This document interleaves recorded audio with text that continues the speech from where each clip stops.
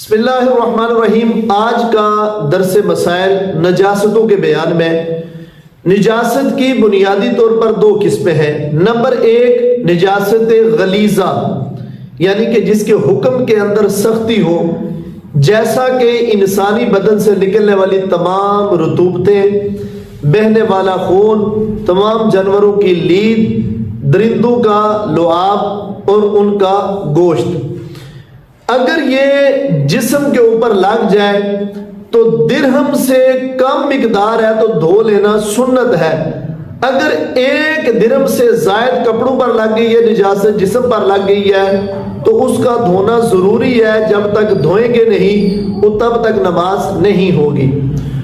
دوسری قسم ہے نجاست خفیفہ، یعنی جس کے حکم کے اندر جو ہے وہ نرمی ہے، جیسا کہ حلال جانوروں کا پیشاب اور جو ہے وہ اونچا اڑنے والے حرام پرندوں کی بیٹ وغیرہ۔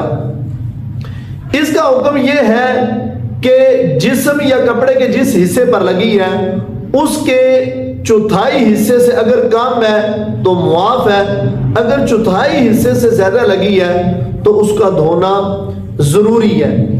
نجاست غلیظہ اور خفیفہ اگر مل گئی ہیں تو وہ ساری نجاست غلیظہ کے حکم میں ہوں گی، ان کا جو ہے وہ دور کرنا ضروری ہے۔ اس کے بعد معاملہ آتا ہے مختلف اشیاء کو پاک کرنے کا طریقہ۔ مثال کے طور پر ہمارے کپڑے ناپاک ہو جاتے ہیں، برتن ناپاک ہو جاتے ہیں، یا دیگر اشیاء وغیرہ جو ناپاک ہو جاتی ہیں، ان کو پاک کرنے کا کیا طریقہ ہے؟ نمبر ایک، ایسی چیز آلودہ ہوئی ہے نجاست سے کہ جس کے اندر مسام نہیں ہے، یعنی کہ نجاست اس کے اندر جذب نہیں ہوتی، جس طرح کہ شیشہ وغیرہ، پالش شدہ لکڑی یا دیگر کوئی ایسی چیز ہے کہ جس کے اندر نجاست جذب نہیں ہوتی، تو ایسی چیز کو اچھے طریقے سے پوچھ دینے سے ہی وہ چیز پاک ہو جاتی ہے۔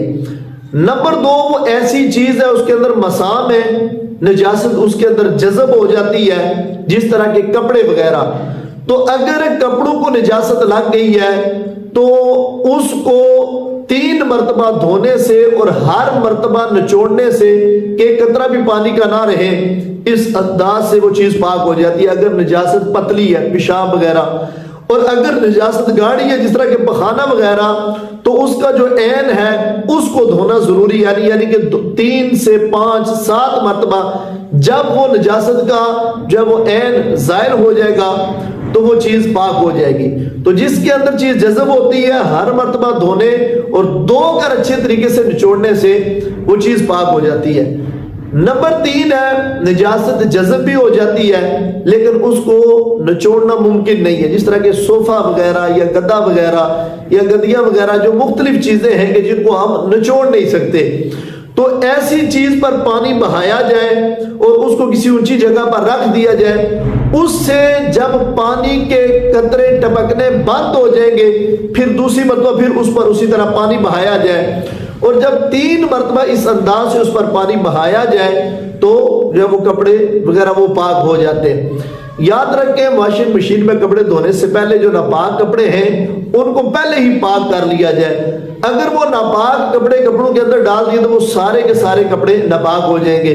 تو اس کو پاک کرنے کا یہی طریقہ کہ ہر مرتبہ نچوڑا جائے اتنا کہ قطرہ بھی باقی نہ رہے، 3 مرتبہ اس انداز سے، یا پھر بہتے پانی میں اگر کپڑوں کو بھگویا جائے تو پھر نچوڑنا ضروری نہیں ہے۔ اس لیے اگر کسی بڑے ٹب کے اندر کپڑے ڈالے جائیں اور ٹوٹی وغیرہ کھولی جائے کہ پانی بہنے کے حکم میں آ جائے، پانی بہنا شروع کر دے تو وہ بھی پاک پانی کے حکم میں ہوگا۔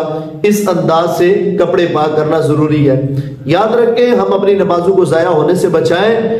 اگر ہم نماز پڑھتے ہیں تو نماز کی پہلی شرط طہارت، یعنی جسم کا پاک ہونا، کپڑوں کا پاک ہونا، جس جگہ پر ہم نماز پڑھ رہے ہیں اس جگہ کا پاک ہونا۔ تو دھوبی وغیرہ سے جو لوگ کپڑے دھلواتے ہیں اگر وہاں پر پاک کرنے کا معاملہ نہیں ہے تو اس انداز میں پڑھی ہوئی نمازیں ہماری ضائع ہو رہی ہیں۔ اللہ تعالی ہمیں اپنی نمازوں کی کامل حفاظت کی توفیق عطا فرمائے۔